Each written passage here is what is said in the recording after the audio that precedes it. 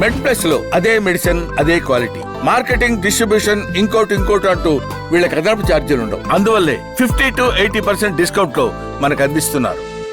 ప్రతి ఒక్కరూ వర్షాకాలం రాగానే కొద్ది జాగ్రత్తగా ఉండాలా, వేడి వాటర్ తాగాలా, లేదా వేడి ఉన్నప్పుడు తినాలా అని ఇట్లా కొన్ని జాగ్రత్తలు తీసుకుంటారు. ఎందుకంటే అందరికీ ఎక్కువ ఇన్ఫెక్షన్లు వస్తాయి.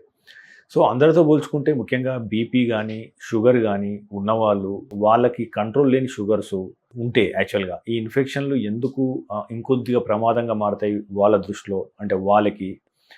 అంటే బీపీ కానీ షుగర్ కానీ ఉన్నవారు వాళ్ళు ఇంకెలాంటి జాగ్రత్తలు తీసుకోవాలి, వాళ్ళ శరీరంలో ఇన్ఫెక్షన్లు వస్తే ఇంకేమైనా వేరే ఉంటుందా? This is important question. నేను ప్రతిసారి ఇప్పుడు కొత్త డయాబెటిక్ హైపర్టెన్సివ్ ఓపీలో వస్తే ఫస్ట్ దే విల్ టెల్ మాకు ఏం సిమ్టమ్స్ లేవు, షుగర్స్ 200 ఉన్నాయి, 300 ఉన్నాయి, కానీ నాకు ఎట్లాంటి ప్రాబ్లం లేదు, ఐఎమ్ అబ్సల్యూట్లీ ఫిట్. బీపీ అంత హై ఉంది కానీ నాకు హెడేక్ లేదు, ఐఎమ్ నాట్ ఫీలింగ్ ఎనీథింగ్. కానీ మీరు ఎందుకు ట్యాబ్లెట్స్ రాస్తున్నారు?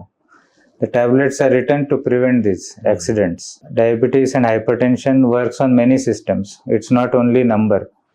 Chala other internal systems lo it has impact on long run. Control leka sugars 200 paina continue ga unte it leaks the circulation. Urine lo raavadam start aitadi sugar. Blood lo tissues lo poi కూర్చుంటది, దానికి tissue hyperglycemia అంటారు. Any sugar which is not in the circulation can provoke the infection. Sugar water lo infection raavadam is more, suppose urine is contained sugars, it will even invite more infection. Infection kuda rapid ga spread అయిపోతది because of poor immunity.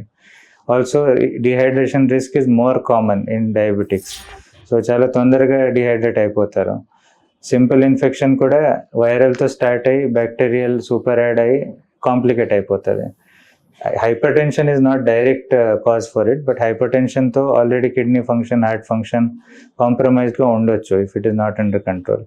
In that case you are putting already compromised organs ఉన్నాయి, లోపల system కూడా reserve లో ఉంది, దాంట్లో infection వచ్చింది అంటే తొందరగా బీపీ డౌన్ అయ్యి ఒక్కొక్కసారి చాలా షూట్ అయ్యి షుగర్స్ కూడా చాలా పెరిగిపోయి simple thing will convert in to an ICU case.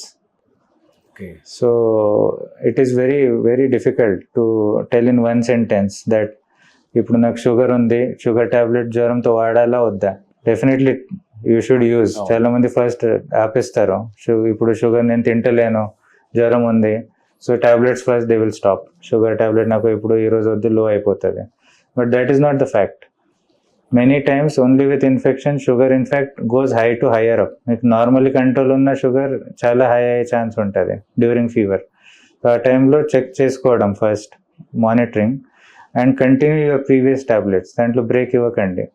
BP tablet మాత్రం డెఫినెట్లీ బీపీ చెక్ చేసుకొని డిసైడ్ చేయాలి. బికాస్ డెంగ్యూ జ్వరంలో చాలా all the fevers I told BP లో అయ్యే ఛాన్స్ ఉంటుంది. దానిపైన మీరు టాబ్లెట్స్ వాడుతున్నారంటే ఇంకా డౌన్ అయ్యే ఛాన్స్ ఉంటుంది. బట్ నాట్ అ రూల్, ప్రతి ఒక్కరికి డౌన్ అవుతుంది అని రూల్ లేదు. బీపీ షుగర్ జ్వరం ఉన్నప్పుడు ఫస్ట్ చెక్ చేసుకోవడం, వేర్ ఈజ్ ఇట్ గోయింగ్. కంట్రోల్లో ఉంటే కంటిన్యూ ది సేమ్, కంట్రోల్లో లేదు అంటే don't wait for third day, second డేలోనే డాక్టర్కి వెళ్ళి చెప్పండి నాకు జ్వరం ఉంది, టాబ్లెట్స్కి ఏం చేయాలి.